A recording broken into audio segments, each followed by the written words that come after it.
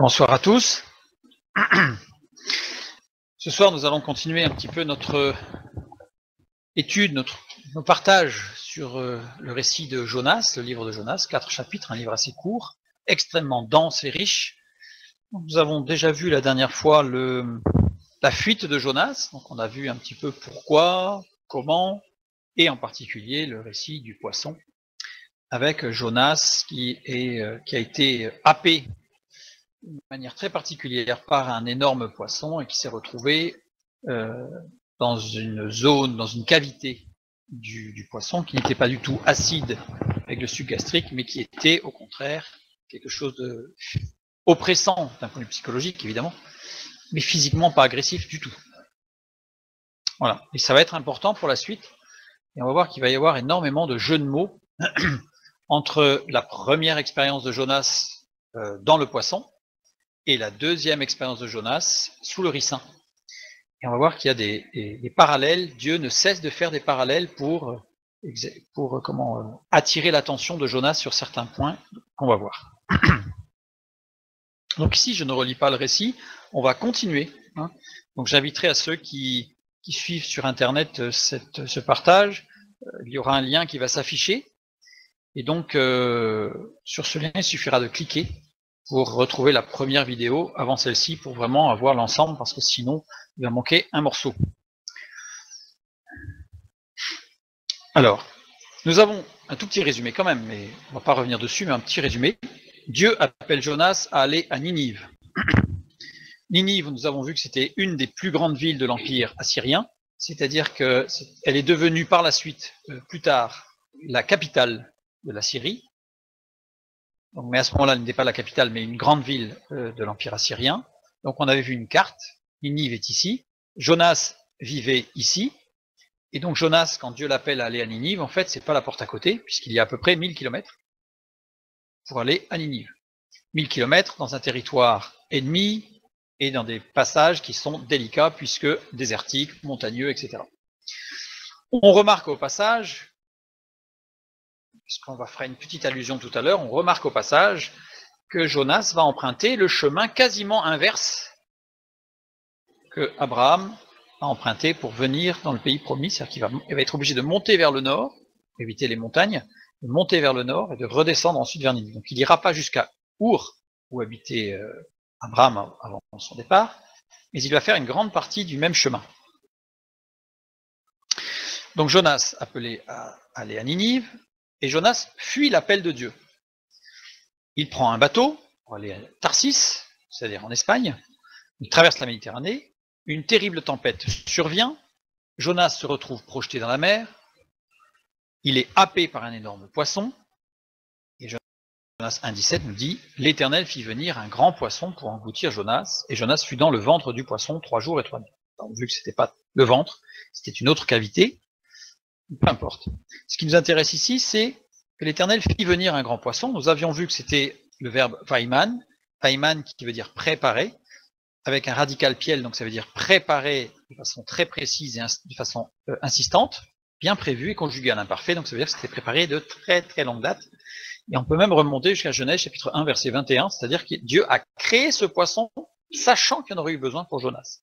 Donc Dieu avait préparé d'avance toute chose, comme il est écrit dans le Nouveau Testament, dans les Épîtres, Dieu a préparé d'avance, et à nous de rentrer dans ce plan de Dieu.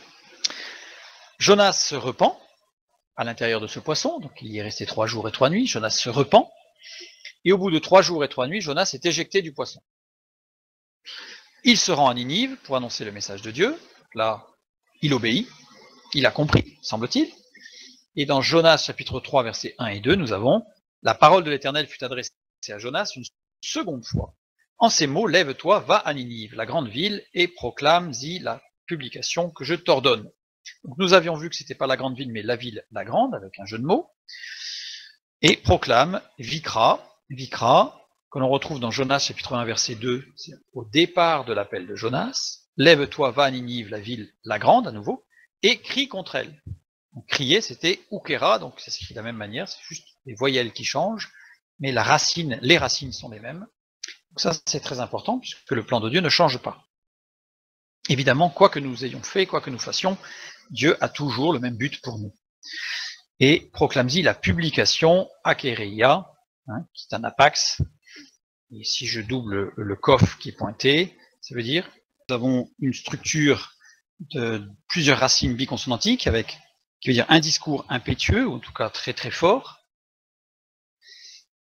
La deuxième racine qui est graver, écrire et lire, qu'il a fallu, donc Dieu a demandé à Jonas de graver ce qu'il allait dire, donc son discours. Et la troisième racine de 3 lettres, être adapté avec une bonne mise en forme. Le discours de Jonas devait être adapté à son auditeur. Ça ne veut pas dire qu'il devait s'adapter, hein, on a insisté, mais qu'il devait avoir un discours adapté. Et on va voir que ça va être important. Pas forcément dans la bonne langue, mais en tout cas qui correspondent. On avait donné l'exemple de Paul aux Athéniens, qui avait fait le tour de la ville, qui avait vu qu'il y avait un autel à un dieu inconnu. Il avait recherché l'histoire de cet autel, et à partir de cette histoire, il avait pu voir qu'il y avait un lien, pas forcé du tout, puisque c'était exactement opportun. Dieu avait une fois de plus tout préparé pour que Paul puisse annoncer l'évangile à tout le monde. Donc il s'était renseigné, il s'était documenté, il avait cherché à comprendre un petit peu ce qui se passait chez ceux qui devaient recevoir le témoignage. Eh bien Jonas doit faire la même chose. Il doit écrire.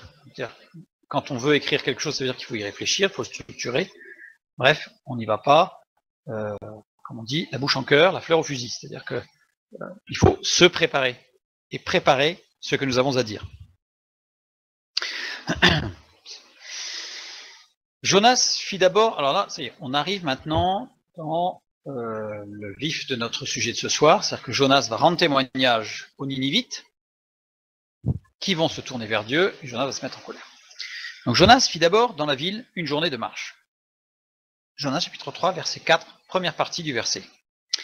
Si je la mets dans l'ordre, on va dire, c'est plutôt d'abord Jonas entra dans la ville et marcha une journée.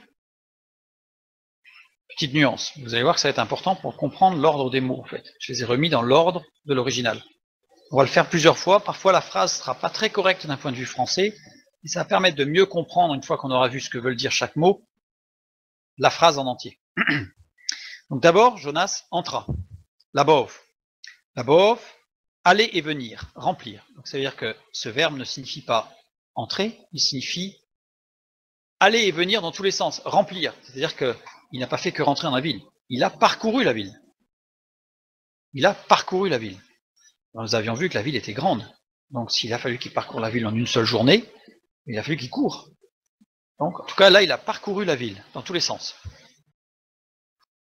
Alors, on va voir que c'est pas vraiment dans tous les sens. Parce que la parole de Dieu va nous dire même la stratégie qu'a employée Jonas pour parcourir la ville. Et il marcha, Mahalak. Mahalak, qui désigne une allée. Ça peut être une allée comme une allée principale. Donc, on pourrait penser qu'il a parcouru l'ensemble de l'allée principale. Donc là, on voit que ça va pas trop. Mais ça veut dire aussi un périple. Donc ça veut bien dire que Jonas a traversé la ville dans tous les sens, aller et venir, et ce fut un véritable périple. Alors vous allez me dire, un périple d'une journée, c'est pas va. On va voir que justement, littéralement, c'est pas une journée, c'est journée une. Et ça va changer beaucoup de choses. D'abord, il y a un rappel un petit peu de la création, puisqu'on se rappelle dans la création que c'est pas, et ce fut le premier jour, mais ce fut jour 1, puis jour 2, puis jour 3. Voilà. Donc il y a un rappel un petit peu de ça, mais là je ne vais pas faire le rappel et revenir pourquoi, parce qu'il y a des raisons. Mais en tout cas, là c'est écrit journée 1. Journée c'est Yom, le jour. Pas de problème. Sauf que là je l'ai inscrit avec les diacritiques. Juste avant c'était sans diacritique, si, et je rajoute les diacritiques pour comprendre, parce qu'il y a une petite nuance, c'est qu'ici nous avons un Mouna. Un Mouna, c'est-à-dire ce petit diacritique dessous, une sorte d'équerre tourné vers l'avant, là, ce Mouna, qui indique une action de l'ouest vers l'est. Une action de l'ouest vers l'est. Insiste sur le sens de lecture. Ça veut dire que nous devons, ce mot Yom est rattaché au mot d'après. En fait, à partir de ce mot, c'est le mot d'après qui compte, pas ce qu'il y avait avant. Donc c'est pas de lien entre la marche ou le périple et le mot journée. C'est avec une. C'est en lien avec une. Et Malak, ici, il y a un petit diacritique particulier, c'est tara, mot lié au mot précédent. Ça veut dire que il y a une insistance, puisque chacun des mots, marche ou périple et journée, ont tous les deux un diacritique qui stipule clairement que les deux mots ne sont pas liés entre eux. La marche n'a pas duré une journée. La journée correspond à autre chose. Donc une journée, ces deux mots, journée 1, appartiennent à la partie de phrase suivante.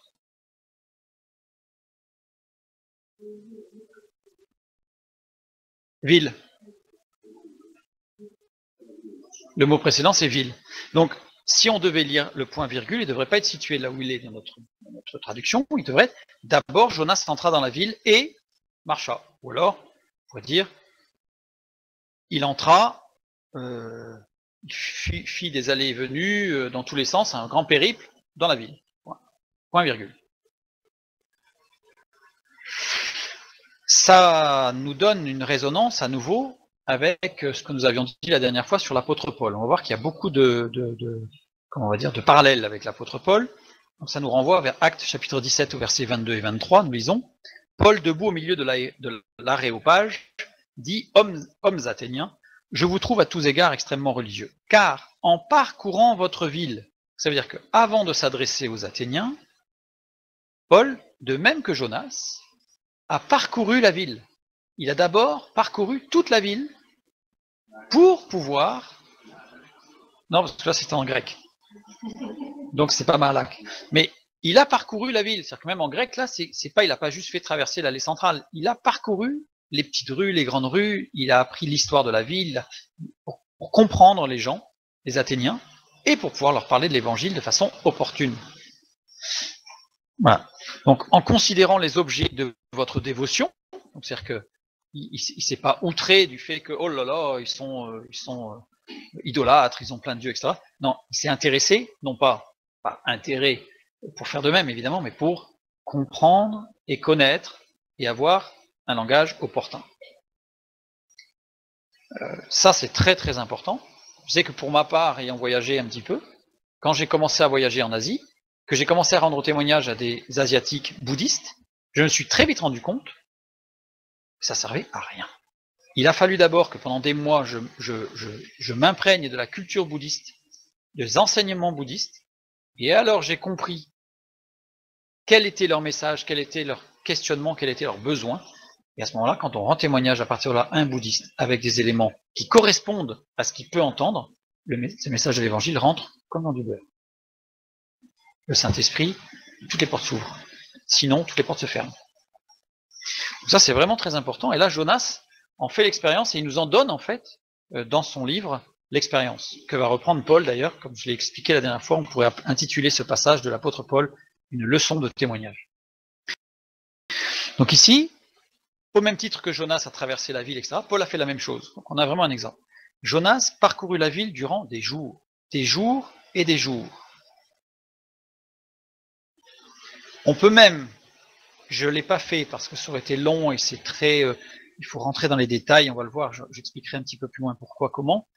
Mais on peut considérer que ça a duré plusieurs semaines, voire 4 mois. Voilà, je vais expliquer un petit peu après pourquoi. Sans tout démontrer parce que c'est un peu long.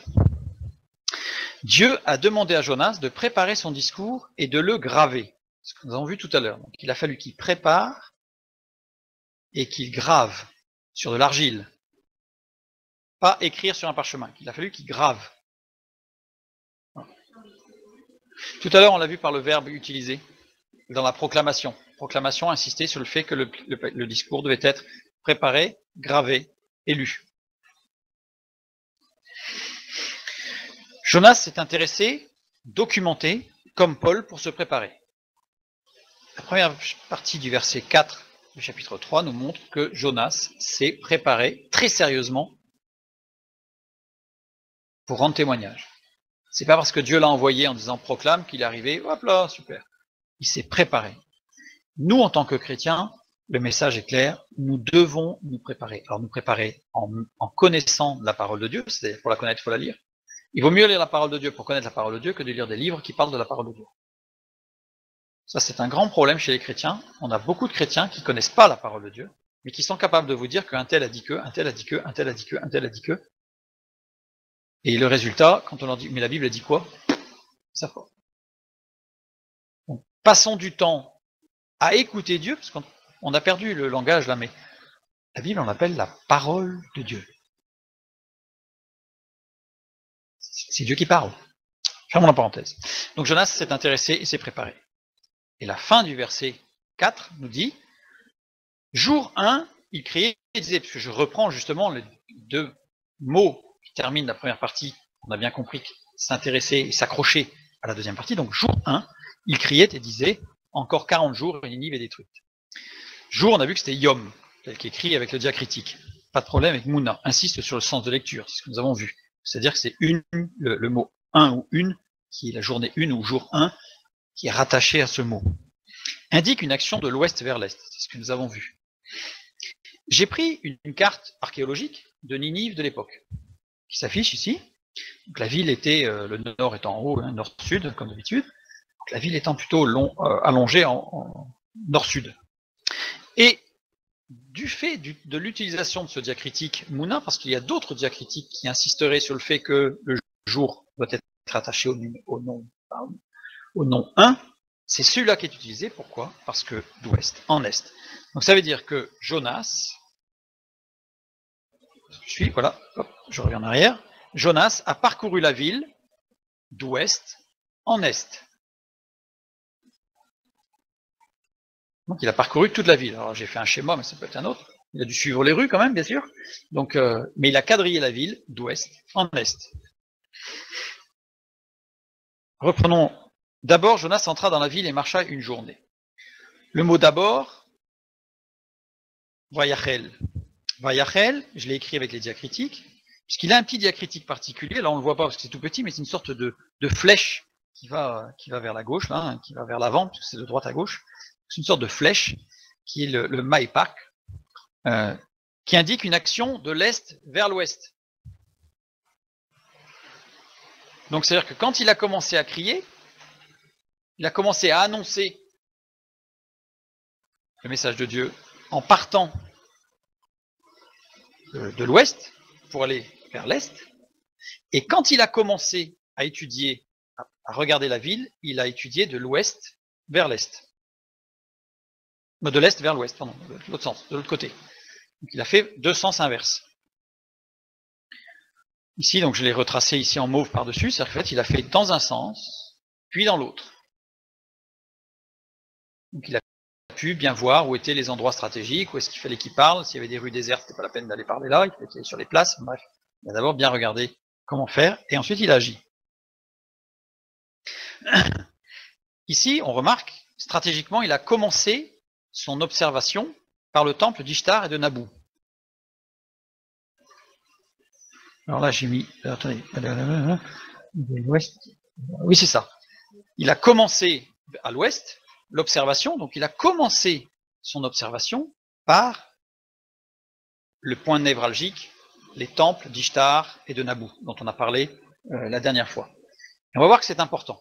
On va voir que ça va être important et on va bien comprendre pourquoi les directives de Dieu. Et par le palais du roi qui était juste derrière. Donc, il a commencé par les points durs.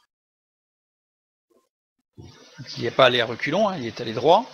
Là, Jonas, en tant que prophète, on a vu qu'il avait de l'expérience en tant que prophète, c'est pas la première fois, puisque le deuxième livre des rois nous parle de Jonas, donc il avait de l'expérience, il a étudié la chose, et ensuite il est directement attaqué. Là, on y retrouve un peu l'attitude d'Élie, par exemple, qui, une fois que Dieu lui avait donné le message, analysait la situation, et ensuite il allait droit au cœur des choses. Alors, ce qui est intéressant ici, c'est que le diacritique Mouna, qui décrit là quand il a commencé à annoncer le message de Dieu, s'appelle littéralement, ça se traduit par le corps ou le chauffard marchand. Ça veut dire chauffard marchand. Ce diacritique-là, très bien utilisé pour ce mot-là, désigne chauffard marchand. Alors c'est intéressant parce que le chauffard est toujours attaché à l'avenue du Messie. Ça c'est dans les livres prophétiques, etc. Le chauffard est toujours lié à l'avenue du Messie, et on peut comprendre que le message de Jonas soit une prophétie pour l'humanité, évidemment, qui se perd. Et chauffard marchand, c'est une expression que l'on ne retrouve qu'une seule fois, quand les Israélites ont fait le tour de Jéricho, pour la destruction de la ville. Ça veut dire que l'expression qui n'est pas utilisée ici en tant que mot, hein, c'est le diacritique qui rappelle juste ça montre quelque chose dont on va parler, mais ne se retrouve que pour Jéricho. C'est-à-dire que toutes les utilisations du chauffard, sinon, sont statiques. Appel pour les jours de fête, pour le Yom Kippour, pour le Rosh Hashanah, pour le jour de l'an, etc., etc. C'est le chauffard qui est joué d'une manière avec certaines fois des notes longues, d'autres des notes courtes, un certain nombre. Bref, il y a des choses très particulières, mais en tout cas là, le fait de jouer du chauffard en marchant ne se trouve que pour faire le tour de la ville de Jéricho. Jonas serait-il nostalgique? Jonas, on voit déjà poindre dans le message de Jonas, avant même qu'on ait Ninive est détruite dans 40 jours, on a déjà l'état d'esprit de Jonas, c'est Josué autour de Jéricho, Jéricho va s'effondrer, boum. Donc pour Jonas, c'est pareil, il est le messager de Dieu, Dieu va détruire la ville, c'est inéluctable. Voilà. Et ce qui est intéressant, c'est que Maïpak, l'autre diacritique qui est utilisé pour le début de la marche, eh bien c'est chauffard renversé, littéralement, ce que ça veut dire. Chauffard renversé. Alors je ne sais pas si je l'ai mis. Si, je l'ai mis. Le mot chauffard se lit de droite à gauche, et là je l'ai écrit à l'envers. Chauffard renversé. Donc j'ai écrit le mot chauffard à l'envers. Ici, ce que vous voyez écrit, Reish, Fe, Shin, c'est à l'envers. Chauffard à l'envers. Et ce mot signifie avoir les pieds dans l'eau et dans la boue. Ou dans la boue. Alors, c'est ce que je disais tout à l'heure par rapport au fait qu'il y avait 4 mois, c'est qu'il y a aussi le fait que le chauffard est sonné à certaines fêtes, et l'expression chauffard renversé, en fait, correspond à des attitudes religieuses par rapport aux fêtes qui montrent que Jonas a commencé à publier le message de Dieu le jour, l'équivalent du jour du Yom Kippour. Donc du grand pardon. Donc rien n'était fait au hasard. Rien n'était fait au hasard. D'accord ? Donc ça, c'est pour montrer un petit peu qu'il y a eu une préparation, que rien n'a été fait au hasard et que Jonas a préparé sa mission à Ninive.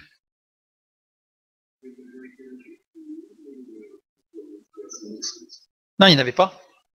Il n'y avait pas parce qu'on a vu la dernière fois que la première déportation a eu lieu bien après. Ah, mais c'est pour lui, Jonas. Lui, en Israël, on fêtait la fête de Yom Kippour. Il savait ce que c'était. Donc lui, il l'a fait. On est sous l'ancienne alliance. Hein. Donc lui, il l'a fait. Parce que Yom Kippour, c'est le jour du grand pardon. C'est le jour de la repentance, sachant qu'il y a une semaine d'écart avec le jugement de Dieu qui est à Rosh Hashanah. Bref. Et lui s'attendait certainement à ce que le jugement de Dieu tombe à Rosh Hashanah, donc, qui est le jour du jugement, si on ne s'est pas repenti. Voilà. Donc là, il y a tout un contexte qui montre que il y a eu un certain temps, il y a eu a priori 4 mois à peu près de préparation et 1 semaine de prédication dans la ville, à peu près. Bon. Ça, c'est si on regarde bien les diacritiques, etc., tout l'ensemble, ça nous donne à peu près ça. Continuons avec notre deuxième partie de verset. Encore 40 jours et Ninive est détruite. Encore, Ovd. Ovd, idée de répétition et de conviction par la répétition. C'est-à-dire que ce mot ne signifie pas encore 40 jours, mais il exprime le fait qu'on se répète quelque chose et que c'est parce qu'on se répète quelque chose que ça devient une assurance. Alors ça peut être positif ou négatif. Ça n'a pas de notion comme la méthode Coué où on finit par croire ce qu'on pense alors que c'est pas vrai. Là, on est vraiment sur le fait que il y a une répétition qui fait qu'à un moment donné, ça rentre. Bon, ça, c'est comme quand on apprend quelque chose, etc. Bref, là, il a répété en tout cas. Il a répété à maintes reprises, en tout cas, que dans 40 jours, Ninive est détruite. L'expression 40 jours est particulière, puisque l'expression 40 jours, Arbaim Yom. Arbaim, ça veut dire 40. Pas de problème. Yom, ça veut dire jour, au singulier. Donc on a une expression avec une faute. Donc ça m'a interpellé, je me suis dit, oula, une faute intentionnelle, faute d'accord, moi ça m'arrive. Parfois, c'est pas intentionnel. Je vais trop vite. Comme j'ai pas le temps de relire, mais ici, il y a une faute. Et ce que j'ai trouvé intéressant, c'est que cette expression, Arbaim Yom, avec cette faute, ne se retrouve que pour le déluge, quand il plut 40 jours. Quand il se mit à pleuvoir pendant 40 jours. On a la même expression avec la même faute. Donc, dans la tête de Jonas, on a ici, il doit se dire, c'est clair, Dieu va intervenir par une inondation. Parce que c'est la même expression. C'est d'ailleurs la raison pour laquelle il dit qu'il est allé vers l'ouest. Pourquoi? Non, vers l'Orient, donc vers l'est. Pourquoi? Parce qu'à l'est, au niveau archéologique de Ninive, il y avait des montagnes. Donc il est allé sur la hauteur pour voir ce qui allait se passer. Parce qu'il n'allait pas rester en bas, parce qu'il était convaincu qu'il allait avoir une crue. Parce que Ninive est entre deux fleuves, donc il allait avoir une crue, et que Ninive allait être submergée. Donc lui, c'est ce qu'il pensait.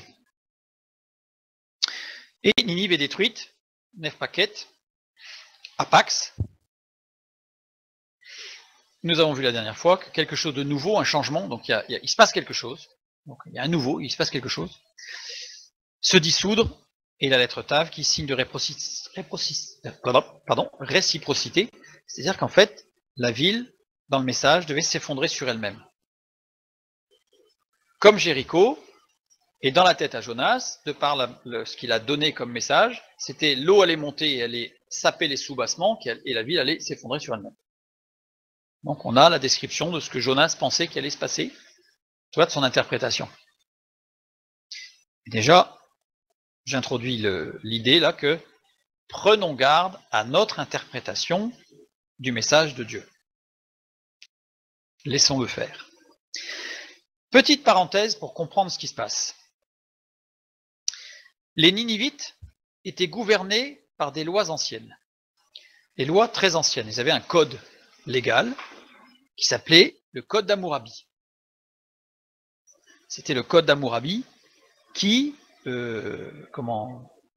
dictait tout ce qui était légal, la législation, au niveau de Ninive et de tout l'Empire assyrien.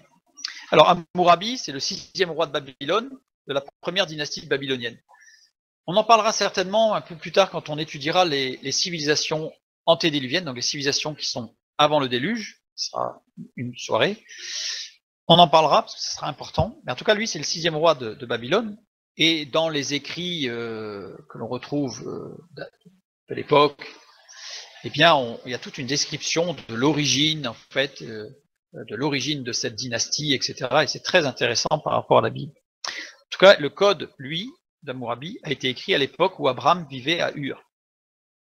Là aussi, c'est très important. C'est pour ça qu'on va y retrouver beaucoup de corrélations entre les textes bibliques et le code d'Hammurabi, puisque Abraham était un homme important et influent avec Tarak, son père, dans la ville d'Ur, et assurément que le message, la sagesse de Dieu a été transmise et a été réutilisée pour le code d'Hammurabi. Donc ça serait une autre étude. En tout cas, Ninive, à l'époque, était dirigée par ce code d'Hammurabi qui date de moins 1750 à peu près. Et voilà ce qui est dit dans le code d'Hammurabi. Alors, il y a toutes des principes en fait de fonctionnement. Il faut qu'il y ait des témoins. S'il y a plusieurs témoins, un seul témoin ne suffit pas pour condamner quelqu'un. Il faut que la personne ait la possibilité de se justifier. Bref, il y a une enquête qui est faite. Voilà.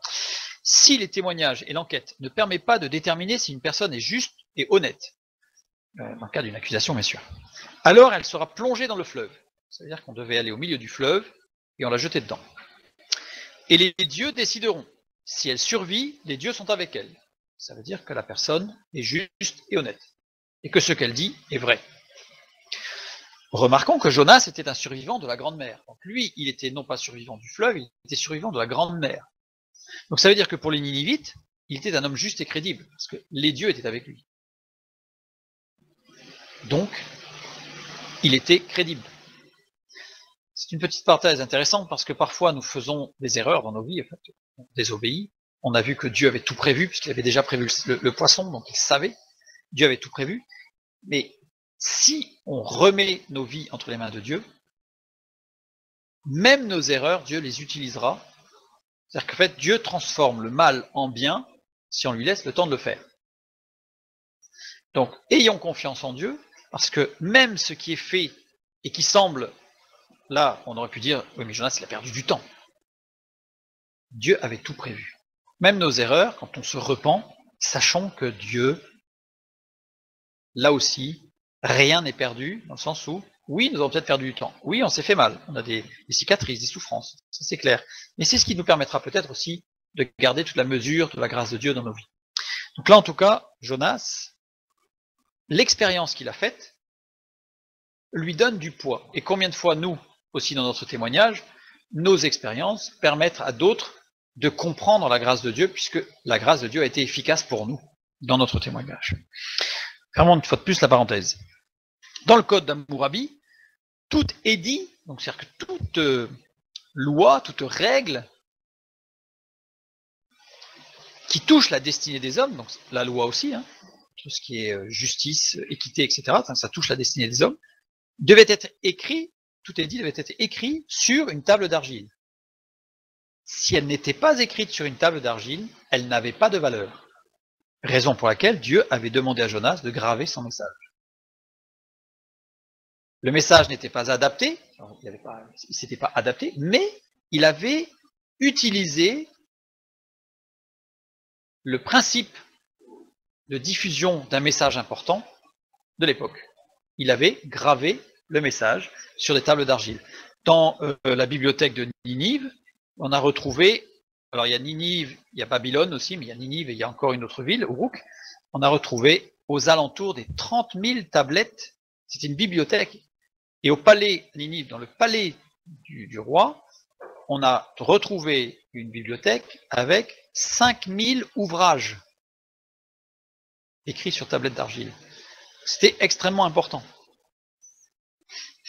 Et là, Jonas a utilisé le même support de communication que les Ninivites pour le sujet dont il avait à parler. Donc il y a vraiment une préparation au préalable. Hein. Il a fallu qu'il écrive sur une tablette d'argile. Et ça ne se fait pas en quelques heures, parce qu'il faut la préparer la tablette, il faut la graver, la laisser sécher, etc. Et ça veut dire que cette tablette a pu être intégrée, et elle a été intégrée, à la bibliothèque de Ninive. Il y a un préliminaire, alors je ne vais pas, une autre fois on en parlera, mais c'est très intéressant, il y a un préliminaire, pour bien comprendre le message de Jonas, là aussi, il y a un préliminaire au code d'Hammurabi. Il y a un préliminaire qui dit que le Dieu créateur avait envoyé un déluge sur la terre. Je ne dis pas tout, je fais juste un résumé, en tout cas de la partie qui nous intéresse. Le Dieu créateur avait envoyé un déluge sur la terre. Dieu, ce Dieu-là, demanda à un homme de fabriquer un grand navire pour le sauver ainsi que sa famille. Il lui demanda de prendre un couple de chaque animal sur terre pour sauver les animaux. L'homme qui fabriqua le navire vécut très vieux sur la montagne, et il instruisit ses descendants des lois de Dieu. Et là, on va retrouver, alors ceux qui connaissent, mais on en parlera, le mythe, on appelle le mythe de Gilgamesh. Hein, et on va se rendre compte que ce Gilgamesh était un roi et qu'il a été voir Noé, hein, l'homme qui avait été sauvé par l'arche, pour lui demander la sagesse de Dieu. Ça, c'est autre chose. Les hommes périrent et retournèrent à l'argile d'où ils venaient. C'est-à-dire que les hommes sont tous morts et ils sont retournés à l'argile d'où ils venaient, au niveau de création. Et ce récit pour montrer que les Assyriens avaient peur d'un déluge ou d'une crue importante des fleuves. Et donc, dans le message, Jonas, en disant encore 40 jours et Ninive est détruite, dans l'utilisation, on voit bien qu'il y a cette pointe qui touche au déluge en disant, quelque part, de même qu'il y a eu une destruction par les eaux, il y aura ici une destruction, si vous continuez dans cette voie-là. Donc on voit bien que c'est pas une adaptation, il ne s'est pas adapté, le message de Dieu est resté le message de Dieu. Mais il a parlé d'une manière qui soit totalement compréhensible sur ce qui allait se produire. Sur ce qui allait se produire. Jonas s'informe de ces choses et devait les employer, comme Paul. En fait, il a employé les supports, la base que les gens pouvaient comprendre. Les gens pouvaient comprendre. Vous parlez, je reprends l'exemple de tout à l'heure, vous parlez à un bouddhiste en disant Jésus-Christ, le Fils de Dieu, il est venu, etc. Ils vont vous dire bien sûr, c'est d'un Bouddha. Et là, c'est fini. Puisqu'en fait, c'est comme un Bouddha. Une fois qu'on a compris la différence, puisqu'il y en a une énorme, évidemment, mais il n'y en a plus d'une, à ce moment-là, il est très facile de dire ah non, parce que, et pas. Et là, du coup, ça ouvre les yeux et dit ah, voilà. Mais ici, c'est la même chose. Et Jonas crut deviner le plan de Dieu au travers de ses propres émotions et de ses sentiments vengeurs. On voit bien que, quelque part, on a vu la dernière fois que les Assyriens, c'était des lâcheurs, c'était ceux qui avaient envahi Israël. Donc, s'ils pouvaient s'en prendre un peu de la part de Dieu, ça serait quand même drôlement bien. Donc, Jonas, en fait, il y avait le message de Dieu, et il y a ce qu'il en a interprété. C'est pour ça, d'ailleurs, qu'il va se mettre en colère. Jonas 3.10. Dieu vit qu'ils agissaient ainsi, et qu'ils revenaient de leur mauvaise voie. Donc là, ça parle des Ninivites, qui se sont convertis. Alors Dieu se repentit du mal qu'il avait résolu de leur faire, et il ne le fit pas. Nous avons déjà parlé de ce passage la semaine dernière, mais je vais en reparler, parce que c'est vraiment important. Dieu se repentit. Vaï Narim. 9 occurrences, comme on l'a vu la dernière fois. Dès qu'il s'agit des hommes, on dit qu'ils sont confortés ou réconfortés. Dès qu'il s'agit de Dieu, on dit qu'il se repent. Voilà. Sauf dans un passage où il n'est pas traduit dans le psaume 106. Carrément. Comme ça, parce que là, ça posait trop de problèmes. Donc là, il n'est pas traduit. Et il est conjugué à l'imparfait. Alors, ça veut dire que c'est quelque chose qui date depuis très longtemps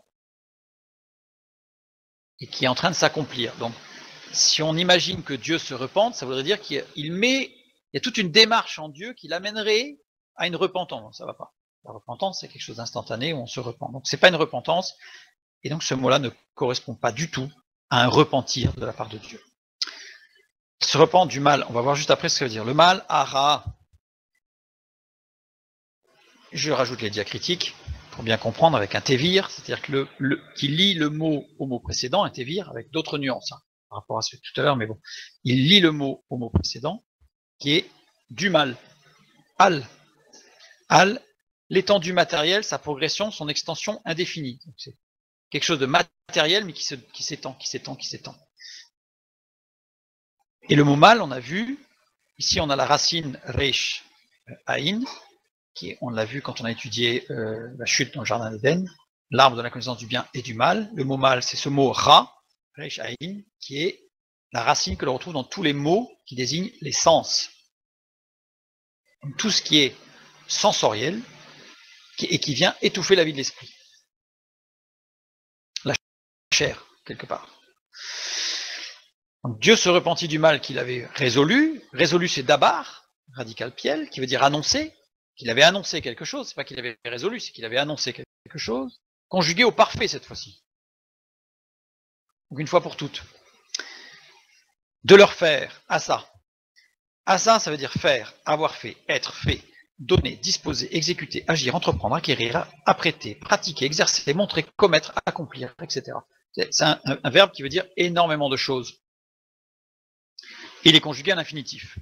L'infinitif construit est employé comme un substantif verbal. On en a parlé la dernière fois, donc je vais assez vite.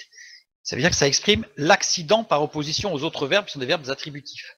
C'est quelque chose qui n'était pas, on va dire, initialement prévu dans une continuité. C'est quelque chose qui survient.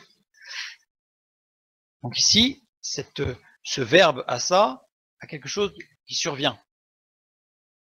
Donc là, on est en opposition au verbe repentir, qui est quelque chose à l'imparfait, donc qui est de très longue date, et il y a quelque chose qui survient. Et il ne le fit pas. Asa à nouveau. Conjugué au parfait cette fois-ci. Pas à l'infinitif. Donc littéralement, en fait, cette partie de verset signifie que Dieu fut conforté, ou c'est le même mot, d'avoir fait ce qu'il avait prévu, c'est-à-dire annoncer l'autodestruction, l'implosion de la ville, de par la progression de ce qui y était fait, donc le mal, la recherche des plaisirs des sens, dans la ville de Ninive, qui se développait, donc Dieu annonça que ça allait aboutir à une catastrophe,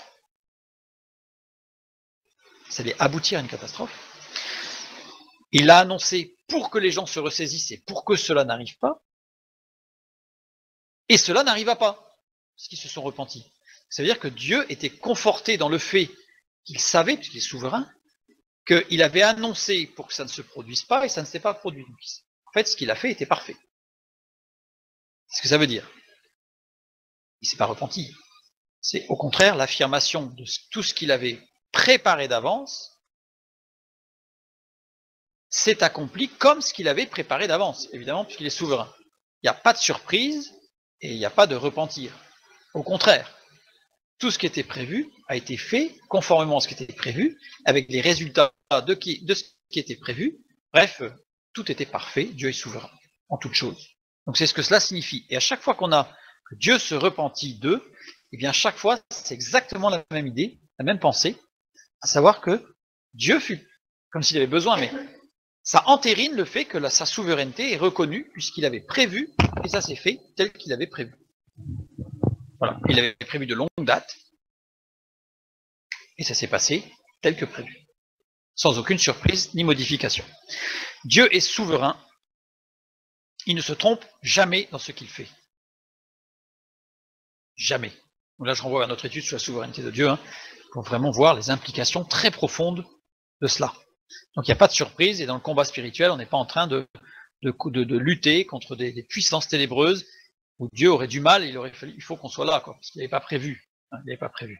Non, Dieu a tout prévu depuis la fondation du monde, et il n'est surpris par rien, bien entendu, et tout se produit conformément à sa souveraineté et à sa volonté. Continue. Donc, le texte biblique nous dit que les gens de Ninive crurent à Dieu.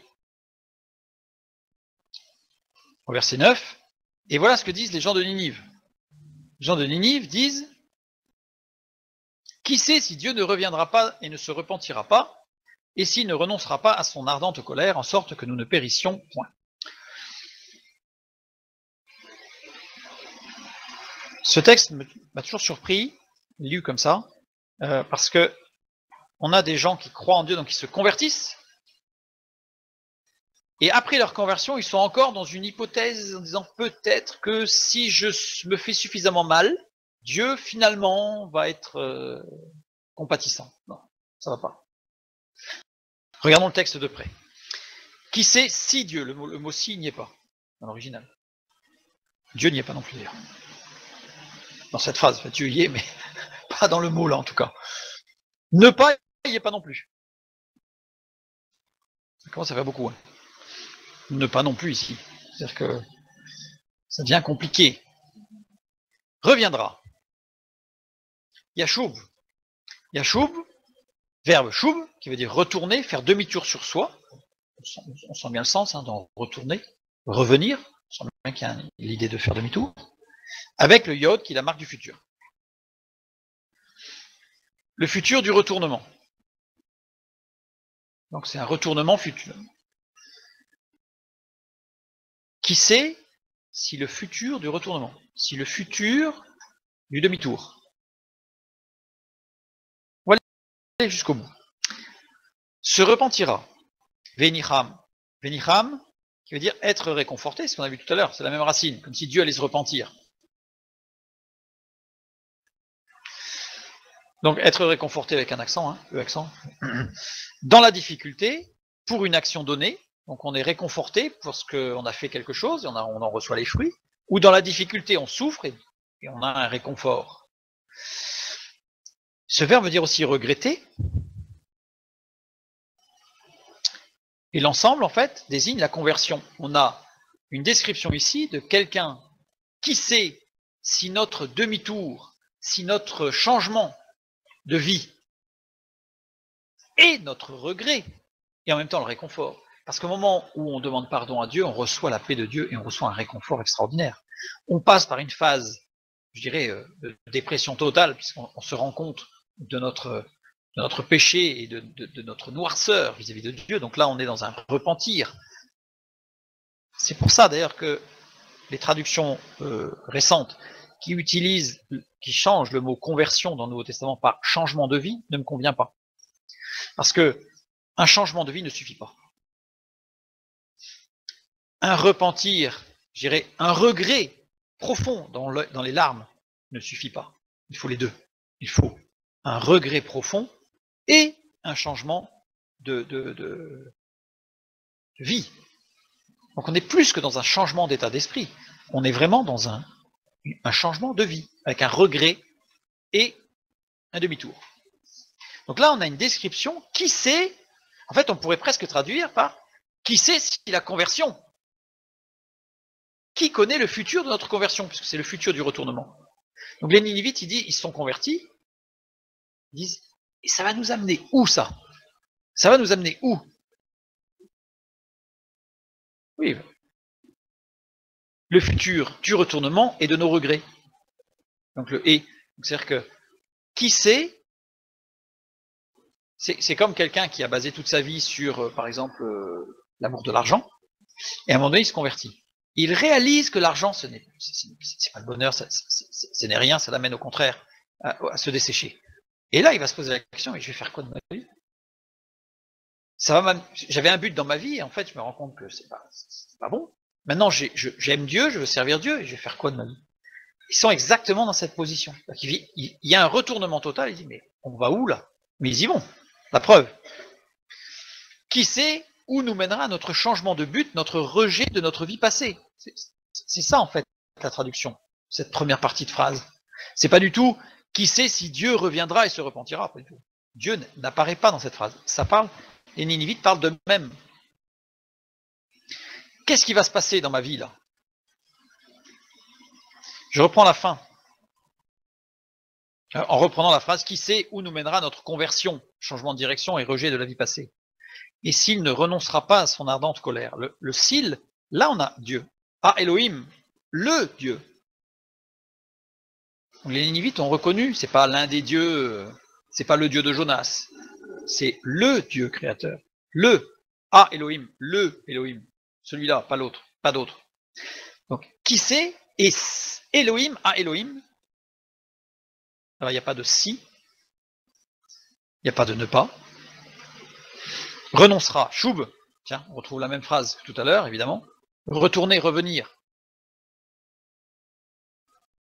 Et Dieu reviendra. Sauf qu'il est conjugué au parfait, pas au futur. Au parfait, c'est une action passée, terminée. Donc ça veut dire que littéralement, c'est et Dieu est revenu. Là, ils affirment que Dieu est revenu. Qu'est-ce qui va se passer? Qui sait où nous mènera notre conversion? Notre but change, mais Dieu est revenu. Exprime une action accomplie, terminée, instantanée et unique. Dieu est revenu. Il n'est pas en train de revenir, il est revenu. Il est revenu quoi?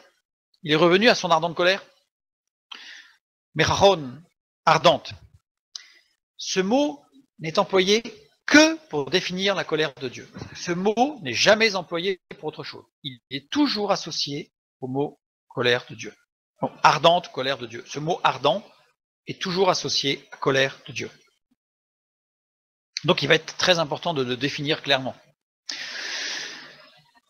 Alors, j'ai enlevé la première lettre, même, parce que le même, en fait, c'est le possessif, donc c'est son, hein, c'est à lui. C'est pour ça que je ne l'ai pas mis dans la racine, puisqu'il n'est pas dans la racine du mot, c'est le possessif.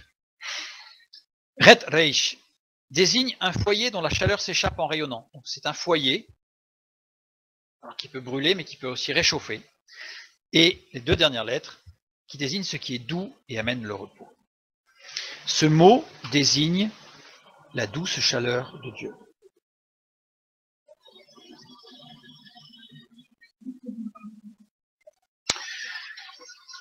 Donc les Ninivites, là, ils affirment, Dieu est revenu à la douce chaleur du repos.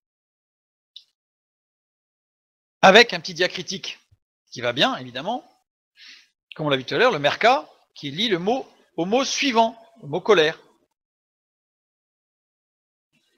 On voit bien que ce mot ardente, qui est traduit par ardente, Merachon, n'est associé que à la colère de Dieu. Le mot colère, colère. Et ce mot colère, on va le regarder, apov.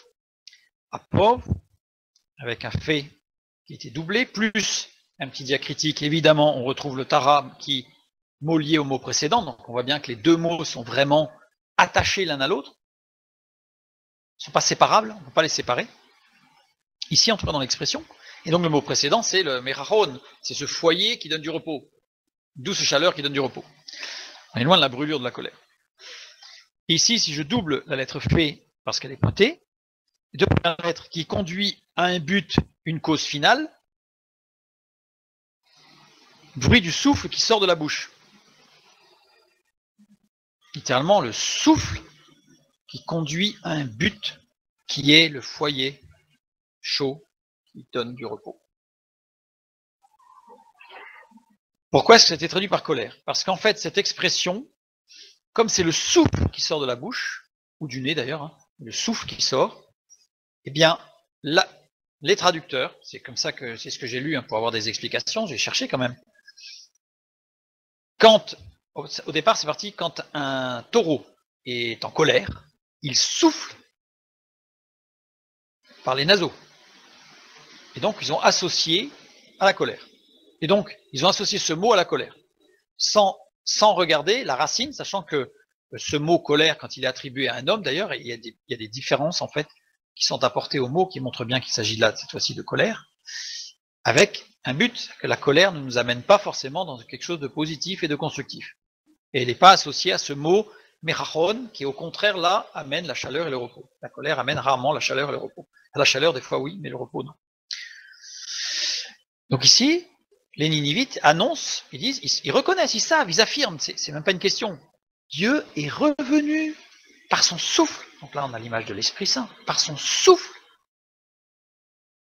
il revient, il est revenu nous apporter ce foyer chaud de repos par le souffle. Le Elohim, le Elohim est revenu, j'ai mis entre parenthèses parce qu'il est venu et revenu, dans le souffle chaud de sa parole pour le repos. Pourquoi il est revenu? Je fais rappel justement aux antécédents de babyloniens et d'assyriens qui, dans leur texte fondateur, parlent de ce Dieu créateur qui a sauvé l'humanité au travers d'un homme par un bateau, mais parle aussi du Dieu créateur qui a créé l'homme dans un jardin parfait, etc. Tout ça, c'est nommé puisque Dieu a laissé son message à tous. Donc Dieu est revenu, non pas de sa colère, mais il est revenu à nous. Il nous a envoyé son serviteur, Jonas, qui nous a parlé, et nous, on a réalisé il était venu à nous. Voilà, on a tout le message qu'on en a dans le Nouveau Testament. Il s'est fait, il est venu jusqu'à l'homme, en Christ évidemment. C'est le message du Messie. On ne peut pas parler de pourcentage de Ninivites qui se sont convertis, c'est qu'on sait que la ville s'est convertie. Donc ça veut dire qu'il y a des dizaines de milliers de personnes qui se sont converties. Donc après, il y a toute l'histoire de Ninive qui montre que 2 siècles après, c'était à nouveau la catastrophe, et elle a été détruite, finalement, prophétisée par un autre prophète, conformément à la parole de Dieu, en disant, si vous continuez sur cette voie, vous allez imploser, et la ville a implosé. C'est ce qui a fini, mais pas par le fleuve, mais par une implosion sociale, et puis une destruction après de toute l'organisation sociale, mais ça c'est une autre histoire. En sorte que nous ne périssions point. Donc là on a compris, Dieu, il est venu pour qu'on ne périsse pas. Et regardez ce mot utilisé là. Nobed. Nobed, les 2 premières lettres, Nun, Aleph, un renouveau, un nouveau début. Alors vous allez me dire, la mort c'est un nouveau début. Oui, la mort c'est un nouveau début. Parce que l'on soit sauvé ou non, au niveau de la mort physique, il se passe quelque chose. Mais là, ça va plus loin. Parce que les 2 dernières lettres, le beit pointé et la lettre dalet, l'ensemble, qui veut dire séparation totale, solitude totale. Les Ninivites ont compris les conséquences du péché, à savoir un isolement, une séparation éternelle de Dieu. C'est ce que nous avons défini comme étant l'enfer. L'enfer, ça veut dire que l'enfer, on a déjà défini que ce n'est pas un lieu, c'est un état de séparation totale d'avec Dieu. Un état de solitude totale. Plus aucune communication. Je fais une petite parenthèse rapide, mais je l'ai déjà faite, mais elle est importante. L'enfer, c'est pas un endroit où les danseurs danseront pour l'éternité, où les mangeurs mangeront pour l'éternité, où les ivrognes boiront pour l'éternité, etc. C'est un état de solitude. Une image, qui vaut ce qu'elle vaut, parce qu'elle est limitée, mais une image. Si on a une énorme souffrance, on apprend que toute notre famille est décédée dans un accident, etc. Donc on a une énorme douleur émotionnelle ou psychologique. On va pleurer, on va crier peut-être. Il arrive un moment où parfois certaines personnes ne peuvent pas pleurer, ne peuvent pas crier, un blocage. À ce moment-là, ils vont taper sur les murs. Et si maintenant c'est prostré, alors ils vont tomber malades. Le corps va somatiser, le corps va expulser cette douleur au travers de l'eczéma, problèmes digestifs, maux de tête, enfin j'en sais rien, mais ça va sortir. Imaginons maintenant que nous n'ayons plus de corps, plus aucun moyen de pleurer, de crier, de parler, de faire quoi que ce soit. Enfermé comme dans une bulle totalement isolée, ça, c'est l'état que définit la Bible comme étant enfer. C'est un état et non pas un lieu, une position, c'est un état spirituel de séparation totale, d'isolement total. Et on retrouve ça dans le mot. Les Ninivites ont bien compris que leur péché, la course dans le plaisir des sens, c'est ça au départ, les amenait à une séparation totale et éternelle, ce qu'on appelle la mort éternelle, avec Dieu. Donc la conversion des Ninivites ne fait aucun doute, elle est totale, véritable, complète, comprise et assumée. Et Jonas, il voit ça. Et Jonas, qu'est-ce qu'il a comme réaction? Une réaction extrêmement surprenante. Cela déplut beaucoup à Jonas et il fut irrité. Alors là, c'est surprenant. Quand on voit comme ça, on se dit, oh voyons quand même. Un jour, j'ai connu quelqu'un, une femme, qui avait divorcé d'un mari qui était violent. Donc là, elle n'était pas convertie. Après, plus tard, elle s'est convertie. Elle s'était remariée avant de se reconvertir d'ailleurs. Donc elle s'est convertie et puis elle a marché avec Dieu. Et un jour, cette personne apprend que son premier mari s'est converti.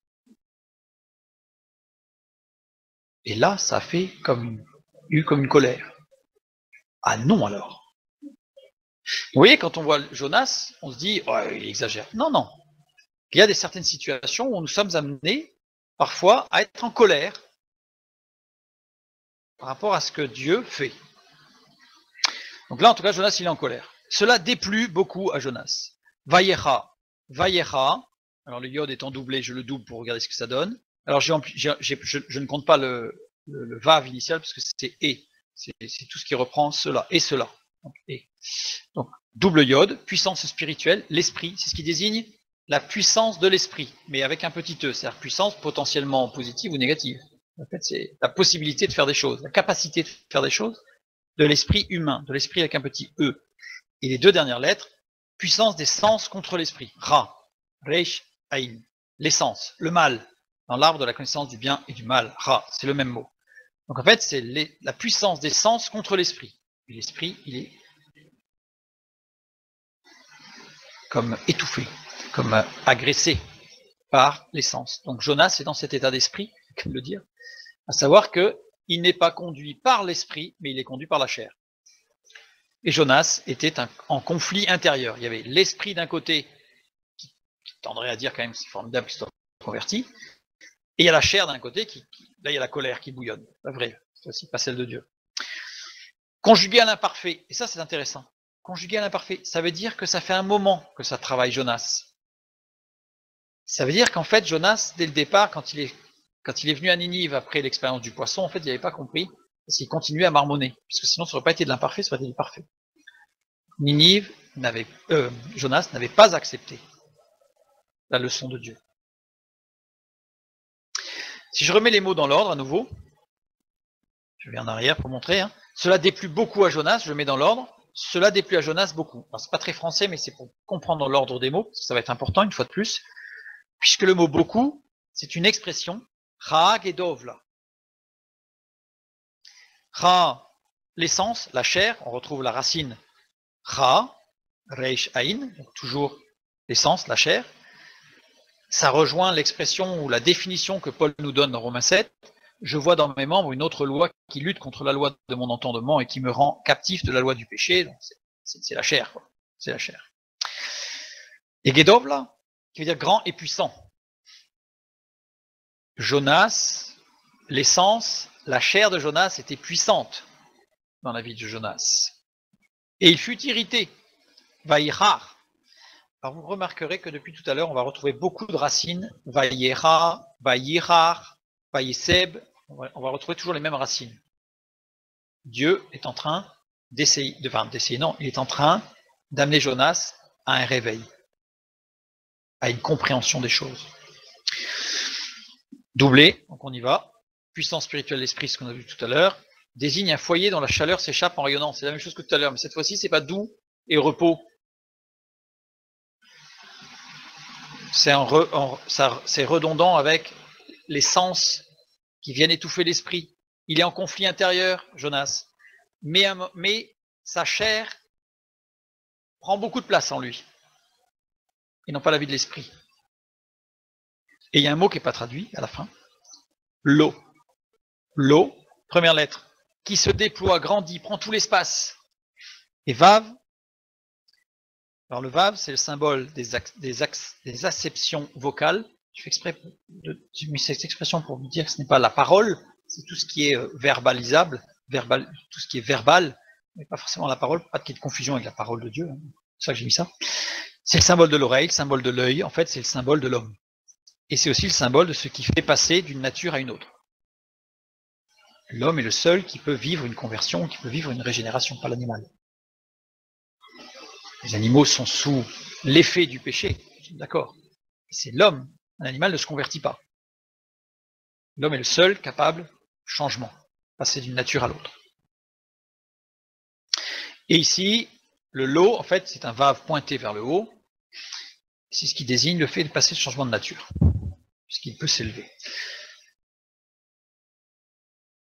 Et Jonas, on a compris que Jonas, en fait, il marche par la chair et pas par l'esprit, donc là, il est pris de l'intérieur.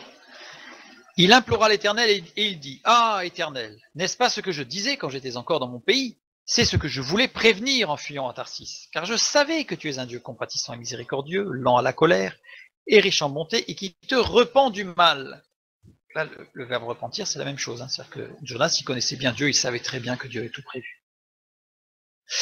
Maintenant, Éternel, prends-moi donc la vie, car la mort m'est préférable à la vie.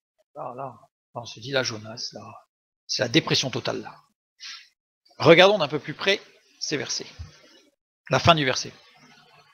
Maintenant, Éternel, prends-moi. Maintenant, ata. Ata, ça désigne pas le mot maintenant, ça désigne une période allant de maintenant à un futur proche. C'est-à-dire qu'on va pouvoir, en français, on pourrait dire rapidement. Rapidement, Éternel, prends-moi. Rapidement, ça veut pas dire maintenant. Mais que ça dure pas, quoi. Ça dure pas encore 40 ans. Voilà. Que ce soit un laps de temps court. Ça définit un laps de temps, pas un événement ponctuel. Éternel, prends-moi donc la vie. La vie, nefeshi. Nefesh. Deux premières lettres, puisque là, nefesh, il n'y a pas de yod à la fin. Là, il y a un yod. Pourquoi? Parce que nefesh, les deux premières lettres, nefeshi, deux premières lettres, mouvement de l'extérieur vers l'intérieur, on a bien compris, on se rappelle que les sens viennent étouffer l'esprit, puisque c'est de l'extérieur qu'on alimente l'intérieur, alors que la construction que Dieu a prévue dans le jardin d'Éden, c'est de l'intérieur vers l'extérieur, donc c'est l'inverse. Donc là, on a bien les sens du corps, tout ce qui est sensoriel, qui va venir étouffer la vie de l'esprit, donc tout ce qui est de l'extérieur vers l'intérieur, et les deux dernières lettres, puissance des sens, justement. Donc on a bien, prends la puissance de mes sens, prends ma chair. Car mot n'existe pas. La mort m'est préférable à la vie. Je remets dans le bon sens. Car, alors, Éternel, prends-moi donc la chair, ce qui prend de la place en moi, là, ce qui m'étouffe, m'est préférable à la mort que la vie. D'ailleurs, c'est pas très français, mais au moins ça remet les mots dans l'ordre, et on va voir parce que ça va être très intéressant. M'est préférable, mimeni. Mimeni, qui veut dire est plus fort que moi, est trop fort pour moi. Cette puissance des sens qui m'étouffe est plus forte que moi. Donc là, Jonas, il crie à Dieu, il implore Dieu, dit rapidement, Éternel, prends ce qui m'étouffe, car c'est plus fort que moi, et qui est plus fort que moi. Un mot non traduit, Tov-ki. Pour ce qui est bon et bien part avec Dieu, Tov, ce qui est bon. La création finit par, et Dieu vit que cela était bon, Tov. Tout ce que Dieu fait est Tov.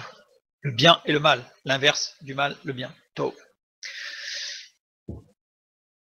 Pour ce qui est bon, la mort, mofti. Donc il y a tout un montage en fait avec nefeshi, mofti,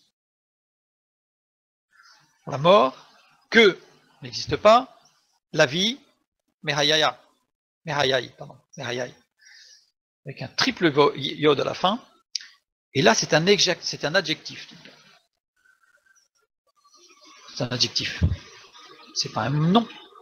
C'est comme un arbre vert. Vert, c'est un adjectif du mot arbre. Donc c'est comme si on disait la mort vitale. Surprenant, hein. Surprenant. Évidemment, on va tout comprendre. Maintenant, si je remets bien les choses, maintenant éternel, prends-moi donc la vie, car la mort est préférable à la vie. Je remets tout ça dans le bon sens. Rapidement éternel, prends ce qui me domine, mes sens, pour mon bien, dans le plan de Dieu, Tov. Cette mort me sera salutaire. Cette mort de la chair, c'est pas la mort du corps physique qui meurt et qui sont enterrés, mais c'est ce que l'apôtre Paul pourra parler du vieil homme que l'on doit faire mourir sur la croix. Là, Jonas, il réalise que ça va pas dans sa vie. Il réalise que les Ninivites, ils ont fait une expérience. Ils savaient que Dieu, ils savaient tout ça. Parfois, nous, en tant que chrétiens, on sait que Dieu est bon, Dieu pardonne, etc. Mais parfois, il nous faut aller au pied de la croix et faire cette expérience, ce renouvellement de la repentance et de la conversion. Alors, c'est pas qu'on n'est pas converti, mais ce renouvellement dans cette foi de l'amour et de la grâce de Dieu dans nos vies. Donc là, Jonas a compris ce que Paul a exprimé plus tard quand il dit, Romains 7 toujours, car lorsque nous étions dans la chair, les passions des péchés provoqués par la loi agissaient dans nos membres, de sorte que nous portions des fruits pour la mort. Et maintenant, nous avons été dégagés de la loi, étant morts à cette loi sous laquelle nous étions retenus, de sorte que nous servons dans un esprit nouveau et non selon la lettre qui a vieilli. Donc là, Jonas, il fait cette expérience de compréhension que la marche par la chair, même si c'est en obéissance, etc., eh bien non, ça n'amènera pas la vie. Là, Jonas, il réalise que lui aussi, il veut vivre ce que vivent les Ninivites. Il veut à nouveau vivre pleinement la grâce de Dieu. Et on continue. Et Jonas sortit de la ville et s'assit à l'orient de la ville. Là, on va dire, c'est pas logique. Là, il se fit une cabane et s'y tint à l'ombre jusqu'à ce qu'il vit ce qui arriverait à la ville. Il reste dans son raisonnement, en fait, on va voir. Jonas. Là, il se fit une cabane, souka. Souka, c'est un apax. Qui couvre, obstrue, asphyxie. Ce mot est employé, cette racine est employée, par exemple, pour quelqu'un qui se badigeonnerait d'une crème qui asphyxierait sa peau, qui empêcherait les pores de respirer. C'est exactement la même racine. Donc là, il est asphyxié, il s'est fait quelque chose qui asphyxie. Et qui asphyxie quoi? Sa vie. Alors, je n'ai pas montré, mais parce que si je découpe en 4, puisque là, on a un caf pointé, donc si je le double, on a l'aspect du raisonnement. C'est-à-dire qu'en fait, Jonas, il s'enferme dans un raisonnement. Il ne se laisse pas régénérer par le Saint-Esprit, par l'Esprit de Dieu. Il s'enferme dans son propre raisonnement. Certainement qu'il s'est fait une cabane ou quelque chose, mais il y a une sorte de juxtaposition de quelque chose de matériel et quelque chose de spirituel. Très souvent, ce qu'on trouve dans la parole de Dieu, c'est ça. C'est qu'il y a une superposition en fait d'un fait réel, mais les mots employés ou la conjugaison ou la structure montrent qu'il y a aussi une description sur un deuxième plan qui est un plan spirituel. Oui. Ben non, parce que Sukkot, il y a d'autres lettres qui viennent justement contrebalancer cette racine. C'est pour ça qu'il faut prendre l'ensemble. Et là, c'est un apax tel que construit ici. Il s'assit, Vayerseb, donc on retrouve encore notre vaillé à chaque fois là. Donc Vayerseb, ce qui veut dire s'asseoir. Le premier iode pointé, c'est puissance spirituelle, l'esprit, et la deuxième lettre, c'est le raisonnement qui cloisonne et pervertit, enferme.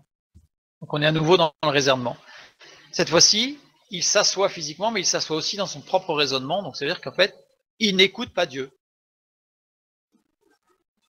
Il a sa propre logique. J'ai déjà, rarement, mais j'ai quand même déjà entendu des gens qui disaient, de toute façon, Dieu n'est pas logique. Fort. Dieu a une logique qui est parfaite et nous ne sommes pas logiques.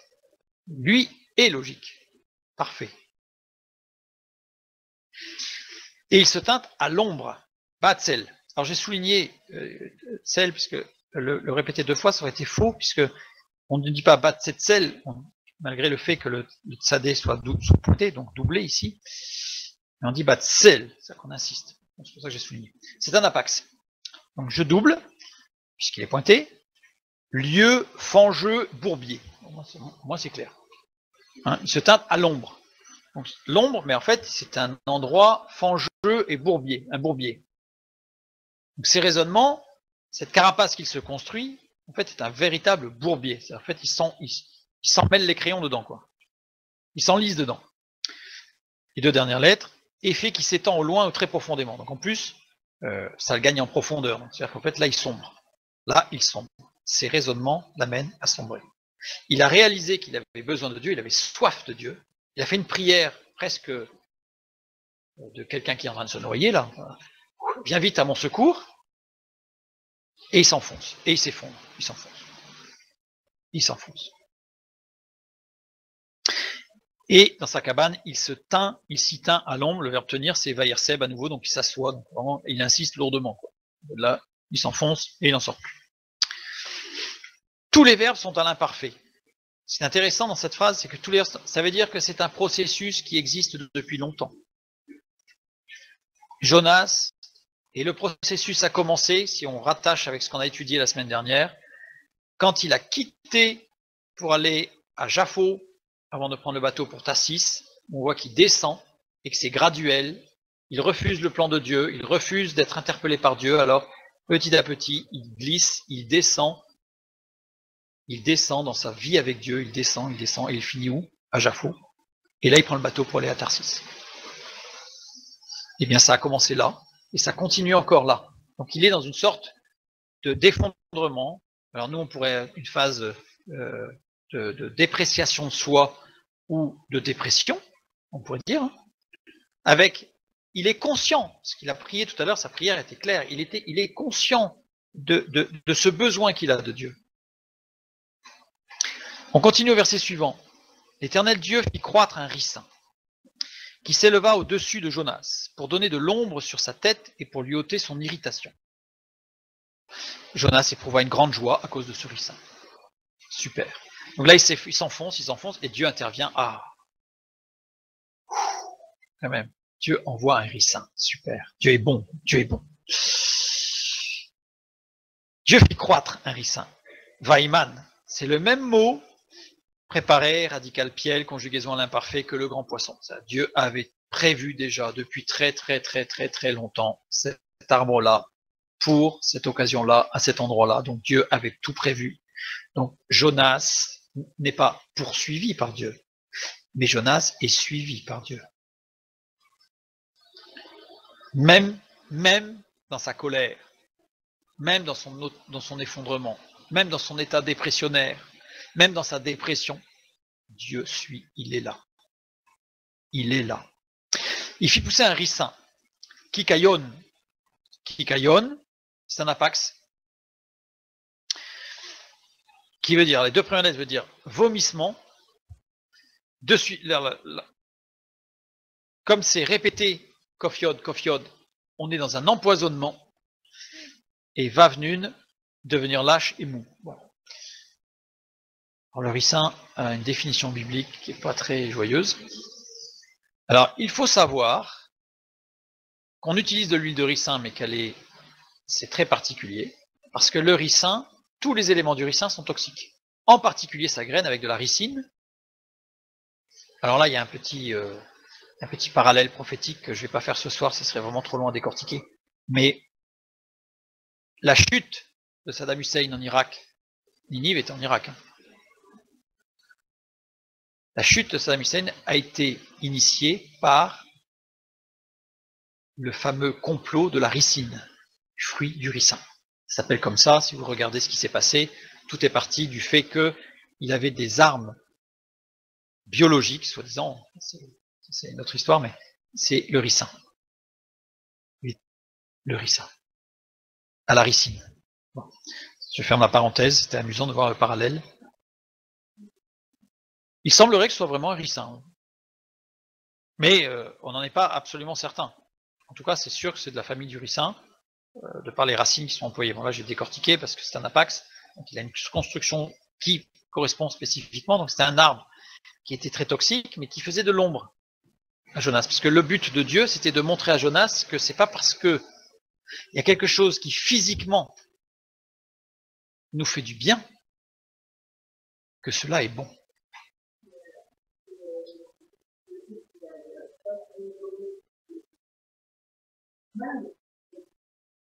Là, j'ai pas regardé, mais c'est clair que Dieu avait prévu que c'était de l'ordre du miracle. Dieu a fait, il y a eu un miracle. En une journée, c'est un miracle. C'est un miracle. Parce qu'un ricin, même s'il n'est pas très grand, il ne pousse pas en une journée.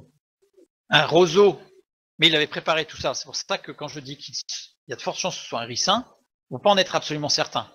Il se peut que ce soit un arbre qui, là aussi, comme le poisson, n'existe plus. On n'en sait rien. En tout cas, il a été préparé. Donc, il n'a pas créé un nouvel arbre à cet endroit-là pour ce moment-là et qui a après disparu. Non, c'est que si c'est un arbre qui peut-être n'existe plus, mais en tout cas, il a été créé dès le départ puisqu'il a été prévu. Dans nos vies, c'est pareil, tout a été prévu et certaines choses peut-être ont été prévues depuis la fondation du monde pour nous.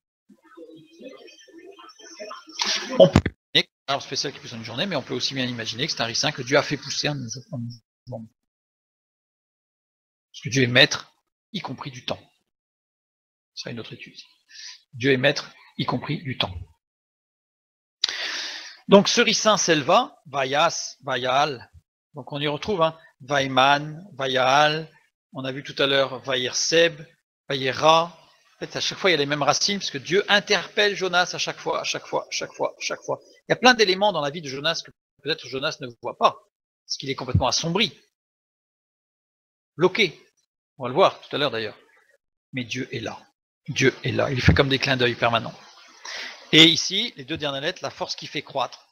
C'est comme s'il y avait un jeu de mots permanent entre Jonas qui s'effondre et Dieu qui lui dit, regarde, j'ai ce qu'il te faut croître. J'ai. Mais qu'est-ce qu'il faut pour que Jonas saisisse? Et ce qui est intéressant, c'est le jeu de mots. Jonas se fit une cabane et se tint à l'ombre. On a vu que c'était Batzel, lieu fangeux, bourbier. D'accord? Effet qui s'étend loin, donc c'est un bourbier qui s'étend, donc il s'enfonce, quoi. Et Dieu lui fait un ricin pour donner de l'ombre. Et là, c'est Tsel. C'est pas le même mot. Tsel. Tsel, effet qui s'étend au loin ou très profondément, c'est tout. On ne sait pas quoi. On a quelque chose qui s'étend, mais quoi? Alors justement, regardons sa construction, puisqu'il a un petit diacritique sympathique. Ici, le pashta, qui veut dire que c'est lié au mot suivant. Ça veut aussi dire autre chose, parce qu'il y en a plein qui veulent dire que c'est lié au mot. À chaque fois, il y a une nuance, mais je ne rentre pas dans le détail. En tout cas, là, c'est lié au mot suivant. Et le mot suivant, c'est quoi? Sur, al. Al, la racine veut dire la force qui fait croître. Ah, Dieu est en train de faire des choses que Jonas ne voit pas. Mais Dieu est en train de préparer pour que la force qui fait croître puisse s'étendre dans la vie de Jonas. Sa tête, sur sa tête c'est Roshov. Roshov qui veut dire le principe. Ça ne veut pas dire sa tête, ça veut dire le principe. Donc pour que quoi? Pour que la force qui fait croître le principe. C'est le nom qui est donné au Messie. Rosh, la tête. La tête de l'Église. Rosh. Rosh, c'est le principe. Bereshit, premier mot de la Bible, qui est traduit par au commencement. Mais au commencement, Bereshit, ça veut dire part dans le principe. Le principe, c'est Christ. Dieu créa. Dieu a créé par Christ. Par le principe de toute chose, c'est Christ. Il est la parole, il est le logos, il est le principe. Et donc ici, c'est Dieu a donné de l'ombre pour faire croître, pour interpeller Jonas et pour faire croître l'énergie, enfin ce qui fait croître le principe. Et le mot principe ici, construit avec un vav final est particulier, puisque rendre clair, deux premières lettres, et là, le principe c'est Christ. Rendre clair la mesure entre les choses, l'équilibre entre les choses. Quand nous sommes avec Christ, alors tout est clair dans la mesure des choses et l'équilibre des choses. L'équilibre des choses, ça ne veut pas dire forcément que c'est la parité. On a autant de sensoriel que de spirituel. Mais on vit dans l'équilibre. Vous savez, un jour quelqu'un me dit « Ouais, mais toi, t'es chrétien, t'es un illuminé. » Et je lui ai répondu « Éclairé me suffit. Être éclairé me suffit, j'ai pas besoin d'être illuminé.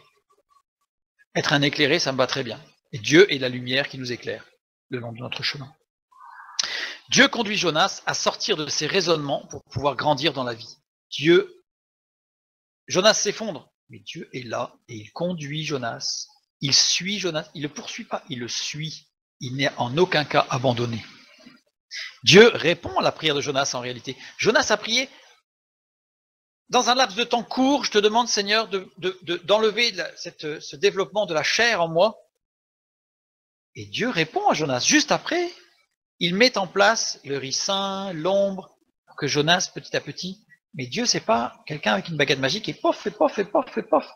Dieu nous amène à grandir. Dieu nous amène aussi à réaliser, pour que nous puissions vivre comme les Ninivites, un véritable retournement. Alors nous sommes peut-être convertis, ça je ne remets pas du tout en cause. Mais sur certains points de notre vie, parfois nous avons besoin d'un retournement.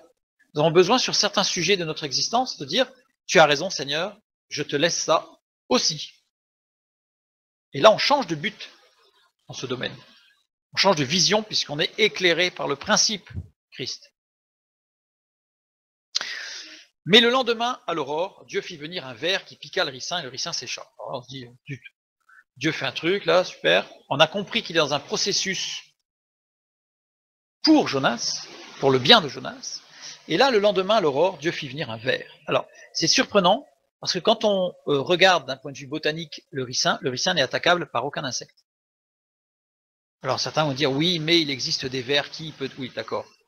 Mais le ricin a la réputation, au niveau botanique, de n'être pas attaquable par les insectes. Or là, il y a un ver qui l'attaque. C'est peut-être pas du ricin, et c'est peut-être pas un ver non plus. Fit venir Vaïman. Évidemment, tout est préparé. Depuis longtemps, Dieu avait préparé toute chose. Donc, rien ne lui échappe. Rien n'échappe à Dieu. Le lendemain, la Mahorat. La Mahorat, c'est un apax. Doublez la lettre Meim. Généralisation. L'état d'être heureux, joyeux, c'est formidable ça. En fait, c'est le contentement, la joie se développe partout. Là, on peut dire que c'est super. Donc, ça parle de Jonas, hein. On est toujours dans le contexte de Jonas. Donc, ça sous-entend que le lendemain, Jonas, en fait, il était encore dans la joie et que ça se développait. Il se dit, ça y est, je sors de mon bourbier. Je sors. Dieu est bon, il m'a donné mon ricin. Ah, je suis dans la joie, c'est formidable. Sauf que tout mouvement arrêté, enchaîné. Donc ça veut dire que là, il y a une sorte de blocage de la joie. Il y a un arrêt dans la joie de Jonas. Pourquoi?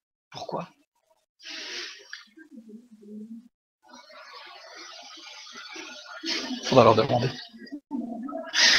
Un ver qui piqua le ricin. Le verbe piquer, c'est vatak.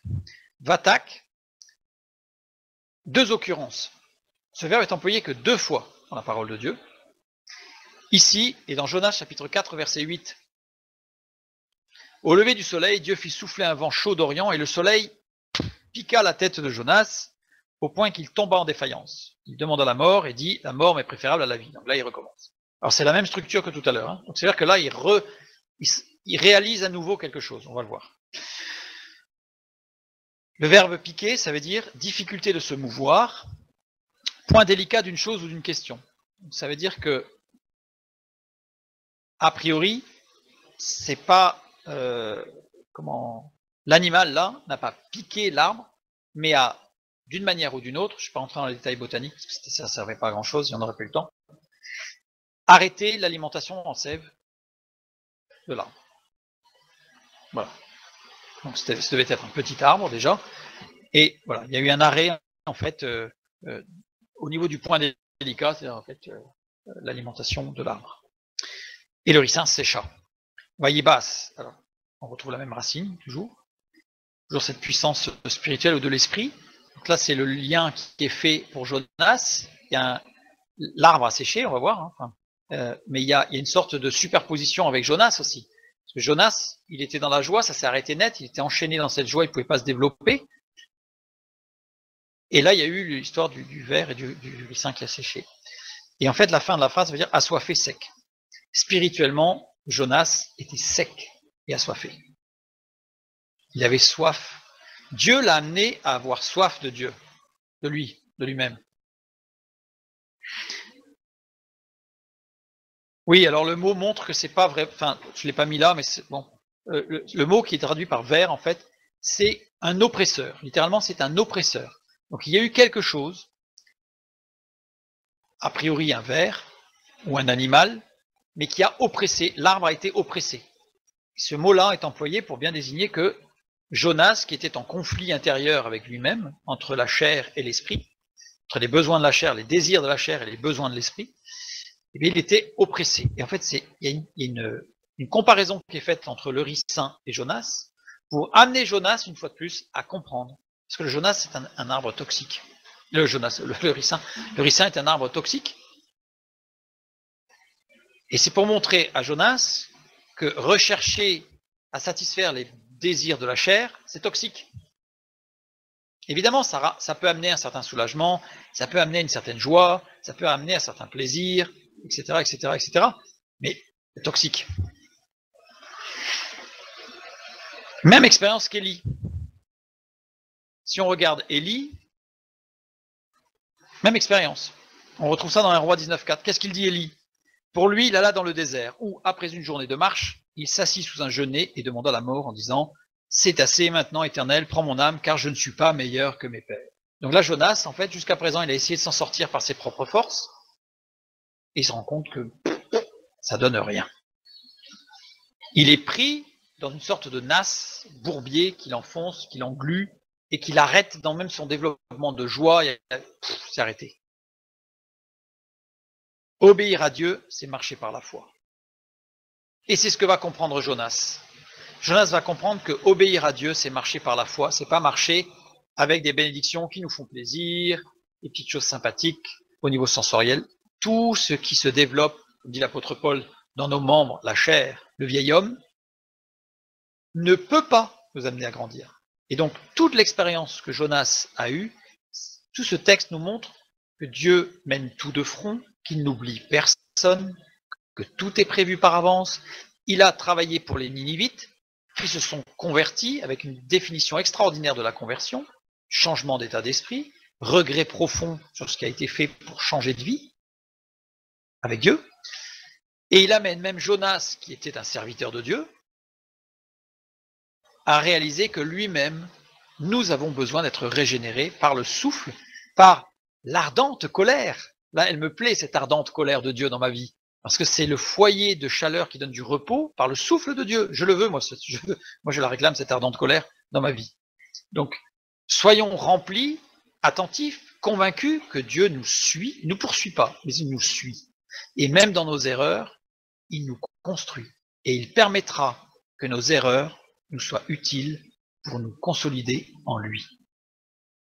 Soyons sereins, soyons dans une foi douce et agréable, que Dieu nous suit, même quand nous partons de travers.